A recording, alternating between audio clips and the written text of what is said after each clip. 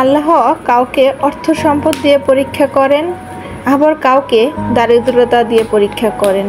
যারা আল্লাহর উপর ভরসা রাখে এবং ভয় করে তারাই সফল হয়। হাই এভরিওয়ান, আসসালামু আলাইকুম। সবাই কেমন আছেন? আশা করি যে যেখানে আছেন ভালো আছেন। আজকে আমি দেখাবো কিছু বাঙালি খাবার। আর এই ধরনের বাঙালি খাবারগুলো কিন্তু অনেক তৃপ্তি করে ভাত খাওয়া যায়, যেটা মাছ মাংস কোনোটাই পারে না। কারণ মাংসতে দেখবেন আপনি ভাত কম খাওয়া যায়, কিন্তু এই ধরনের খাবার দিয়ে ভাত অনেক বেশি খাবার খাওয়া যায়। তো ভাবলাম যে আজকে তাহলে কিছু বাঙালি খাবার রান্না করি। এখানে কয়েক ধরনের ভাজি করব আর সাথে সাজনে দিয়ে ডাল রান্না করব। তো প্রথমে সবজিগুলো ভালো করে কেটে নিতেছি। আর আজকে তো খালা ভোট চাইতে গেছে, এই জন্য খালাও আসবে না। তো সবজিগুলো প্রথমে আমি নিজেই কেটে নিব, আর খালা আসলে খালাকে দিয়ে কেটে নিতাম। তো খালা ভোট চাইতে গেছে, খালা বিকালে আসবে, বিকালে বলতে প্রায় সন্ধ্যার দিকে আসবে। তো প্রথমেই করলাগুলো ভালো করে কেটে নিতেছি। তারপরে ছোট মাছ বের করে নিছি, আর একটু ডাউল ভালো করে ধুয়ে নিব। আর করলার সাথে আমি একটু আলু মিক্স করে দিব। আর ডাউল প্রথমেই সিদ্ধ বসিয়ে দিব। আর ডাউল সিদ্ধ বসিয়ে দিয়ে দেখা যায় কিছু ভাজি করে নিব। যে প্রথমে ডাউলটা প্রেসার কুকারে দিব যাতে একটু তাড়াতাড়ি সিদ্ধ হয়ে যায়। আর আমি রান্না করতে আসছি, দেখা যায় কি আজকে দুপুর হয়ে গেছে, মানে 1টা বেজে গেছে। 1টার সময় আমি রান্না করতে আসছি। আজকে ঘুমিয়ে গেছিলাম, তো ঘুম থেকে উঠে দেখি আজান দিয়ে দিয়েছে। তো একটু তাড়াহুড়া করতেছি এই জন্যে। তো ডালটা সিদ্ধ বসিয়ে দিয়েই ভাবলাম যে প্রথমে একটু আলু আর করলা দিয়ে মিক্স করা এটা ভাজি করে নিই। আর আরেকটার মধ্যে বেগুন ভাজি উঠিয়ে দিব, যেটা বেগুনের চাক ভাজি। তাই তো আমি এটার মধ্যে তেমন কিছু ব্যবহার করতেছি না, একটু হলুদের গুঁড়া আর সামান্য কাঁচামরিচ আর একটু লবণ আর একটু জিরা গুঁড়া, এটা দিয়ে ভেজে নেব। তো এই তো এটা বসিয়ে দিলাম, দিয়ে এখন বেগুন ভাজি বসিয়ে দিব। তো একটা প্যান বসিয়ে দিলাম আর একটু সরষের তেল দিলাম, প্যানটা একটু গরম হতে দিলাম।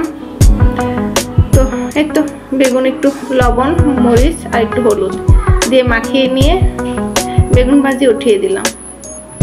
তো বেগুনগুলা ভাজি হতে হতে এদিকে মাছটা ভালো করে পরিষ্কার করে ধুয়ে নেব। দেখলাম যে খালা মাছগুলো ভালো করে পরিষ্কার করে ধুয়ে রাখে নাই ফ্রিজে। তো মাছটা ভালো করে না ধোয়া হলে আমার কাছে আবার তেমন একটা খেতে ভালো লাগে না, কারণ মাছটা পরিষ্কার না হলে আমি খেতে পারি না। তো মাছটা ভালো করে প্রথমেই ভালো করে ধুয়ে নিলাম, নিয়ে আবার ডালটা একটু ঘুটে নিলাম। তো ডালটা ঘুটে নিয়ে ডালে একটু কাঁচামরিচ আর একটু হলুদ দিয়ে আবার একটু বসিয়ে দেব। আর এখন সাজনাগুলো দিয়ে দেব সাথে, না হলে বেশি দেরি হয়ে গেলে সাজনাটা আবার সিদ্ধ হবে না।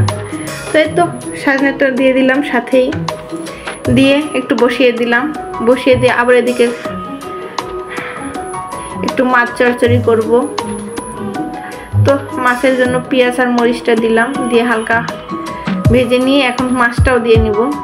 তো মাছের মধ্যে তেমন কিছু আমি ব্যবহার করব না, সামান্য মরিচের গুঁড়া, একটু হলুদ আর একটু জিরা আর কাঁচামরিচ পেঁয়াজ লবণ, এটাই এতটুকু জিনিসই দেব।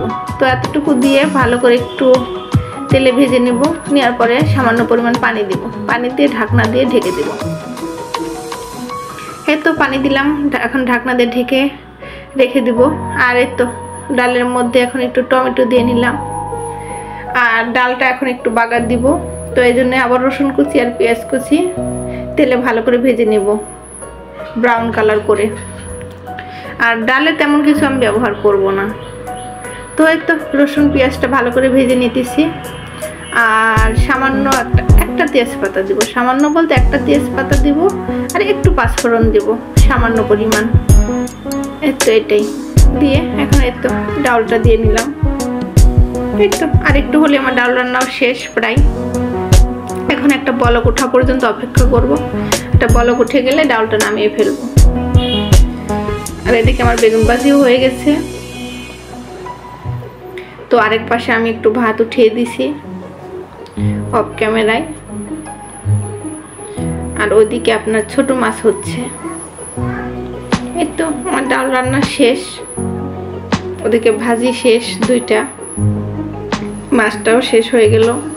এই দেখেন, মানে খাবারগুলো দেখেই বোঝা যাইতেছে কতটা লোভনীয়। আর এটাতে মানে ভাত বোঝাই যাইতেছে যে অনেক খাওয়া যাবে, যেটা মাংস দিয়ে সম্ভব না। তো আজকে এই পর্যন্তই। আমার ভিডিওটা যদি ভালো লেগে থাকে প্লিজ আমার চ্যানেলটাকে সাবস্ক্রাইব করবেন আর একটা লাইক দিবেন। আল্লাহ হাফেজ।